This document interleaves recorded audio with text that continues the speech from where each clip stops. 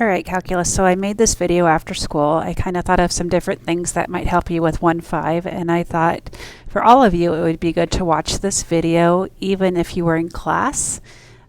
So we're going to look at infinite limits again in this lesson, and a big part of this would be looking at vertical asymptotes.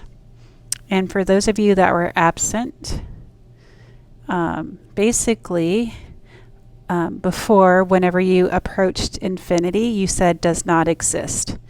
Well, with this lesson, you actually get to tell us which infinity you're approaching if you're unbounded. So if your limit approaches infinity, you can now say infinity or negative infinity instead of does not exist. The only time you're going to use does not exist would be in the event that you're looking maybe for a limit here where the limit approaches negative infinity going one direction or going from one side, and positive infinity coming from the other side. Each one-sided limit approaches infinity or negative infinity, but collectively right here in the blue, you can see that the limit would still not exist because they're not approaching the same infinity. All right, vertical asymptotes. So if you're absent, I wouldn't really worry too much about this definition. We talked about it some in class, but we didn't do a lot with it. We just basically approach these problems like we would in Algebra 2 or pre-calc, with the knowledge that we're undefined here at x equals 2. So x equals 2 is a vertical asymptote, and we have non-removable discontinuity there. For number 2, we decided it would be a good idea to factor first and divide out our common factor. So for the factor that we canceled out, we will have removable discontinuity at 3. X equals 3, and the whole is at 3/6. And we're getting the 1/6 by putting the 3 in for x right there. The non-removable discontinuity is your vertical asymptote, which is the factor remaining, and that's at x equals -3. So this first part of the lesson is really no different than before. Theorem 1-5. Okay, I gave everybody a chance to write these down, and then we talked about them. So this one says that f of x is approaching infinity, but g of x is actually a limit, so that's a y value. So it's an actual number. So we have one limit going to infinity and the other going to a number. So the sum or difference would say that the limit as x goes to c of f of x plus or minus the limit as x approaches c of g of x is going to equal infinity, because this limit is going to infinity and this limit is going to a number. So if I add a number to infinity, or I take infinity minus a number, I will always get 119, infinity. 122, and 110. So that justifies or helps you maybe understand why that limit equals infinity. You're taking infinity plus or minus a number. You're still going to have infinity. Here it's a multiplication process. So maybe you're approaching infinity for f of x, but g of x is a number. So you're either multiplying infinity by a positive number, which would give you infinity, or by a negative number, which would give you negative infinity. So that should make sense there. And then if you're taking a number and you're dividing by infinity, that's always going to go to 0. And that's because the larger your denominator gets, the smaller the fraction value gets, and that approaches 0. So that's the quotient one. Now I will tell you that when we do these examples, you're not going to be using the properties on all of them.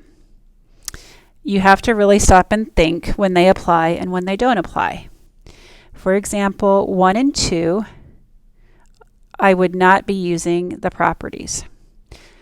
Because if I look at these functions separately, for example, if I look at these functions separately,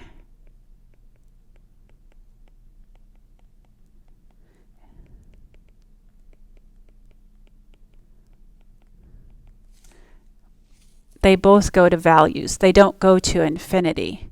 So if I take them apart, calling this g of x and this f of x, the properties only apply when f of x is going to infinity.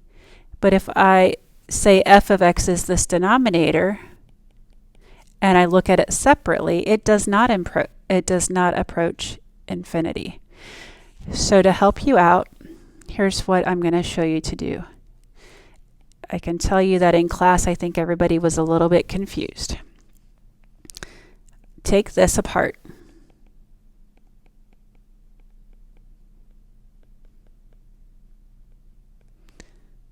Times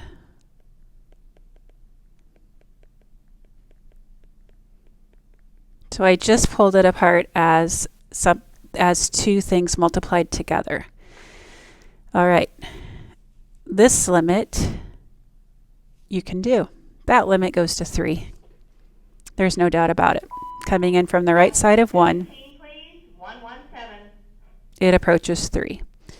But this one, if I plug in 1, I get 0 in the denominator. So I'm looking right here. And if I plug in 1, I get 0 in the denominator. That's an issue. I know x equals 1 is a vertical asymptote. I know when I graph that, and let's see, x equals 1. If I graph that, I would have something like, I'm guessing it's like this. I think that's what it is. I'm pretty sure. So what happens if you approach from the right side of 1? If you approach from the right side of 1, you're going down. You're going to negative infinity. So now you guys, what is 3 times negative infinity? It's negative infinity. So that's a different way to do the problem than we did it in class. I totally took it apart and read 2 different limits. Let's try this one. 115 and 123. So let's do x minus 2. You can put it over 1 if you want.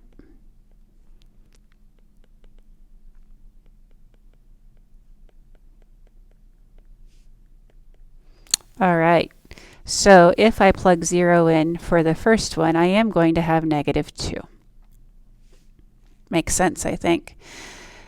For this next one, on your graphing homework that we did, we graphed 1 over x squared, and it looks like this. Now what happens if you approach 0 from both sides? Well, on the left side, you're approaching infinity, and on the right side, you're approaching infinity. So I would say that this goes to infinity. Now negative 2 times infinity is negative infinity. Fair enough.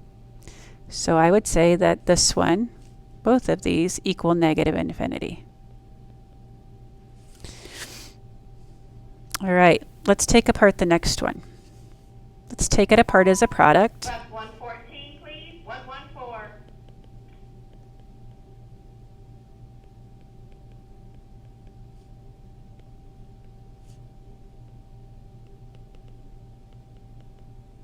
Oh, it was 1/2.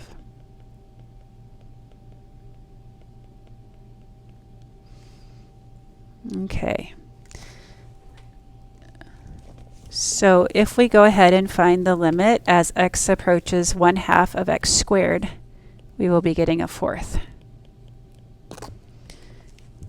If I want to do the limit of the tangent, let's see, I'm going to put in pi over 2, or 1/2 in for x, but I'm going to stay on the right side of that. So I'm thinking that I'm going to be looking at my tangent curve, and tangent has asymptotes at negative pi over 2 and pi over 2. And tangent comes in like this. So I have that asymptote right there, and I'm going to have another curve coming in like that. Let me fix this real quick. Pi over 2, asymptote, another curve comes in. All right, so there's your tangent curve. If I plug in the 1/2 from the right, I'm looking at this piece of my graph. And so in essence, that is going down to negative infinity, and a positive times a negative will give me negative infinity. So all three of these first ones go to negative infinity. That's as far as we got today. I pulled them all apart. I really haven't used any of the properties up here yet, but as we get into some of these down here, we will start using those properties. So that will come on Monday. I made an announcement on Canvas that I found put together a really good 1.5 WebAssign assignment, and I think if you guys will take the time to do that, that's going to help you understand more of what we did today in 1.5. I hope this helps you guys understand it and maybe clears up any confusion that you might have. You guys have a great weekend.